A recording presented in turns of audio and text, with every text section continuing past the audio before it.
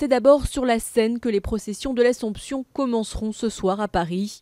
Vers 20h30, près de 5000 pèlerins embarqueront sur une dizaine de bateaux pour un tour des îles Saint-Louis et de la Cité. Deuxième temps fort, lundi, avec une déambulation, cette fois à pied.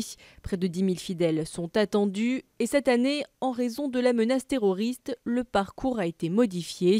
À Paris, comme dans toute la France, ces célébrations du 15 août sont placées sous haute surveillance. Tout est fait pour assurer la sécurité des fidèles. Il suffit pour des processions sur la Seine de sécuriser évidemment les embarcations et puis les ponts, les quais. Et puis pour ce qui concerne Notre-Dame, l'île de la Cité, ce sont des lieux qui sont également assez faciles à sécuriser parce que les points d'accès sont assez peu nombreux. Donc une fois qu'on a sécurisé les points d'accès, eh bien on peut plus facilement contrôler la gestion de la foule à l'intérieur de ces périmètres. En ce week-end de l'Assomption, l'attaque de Saint-Étienne-du-Rouvray est encore dans les esprits, mais pas question de renoncer à l'un des événements les plus importants du calendrier chrétien.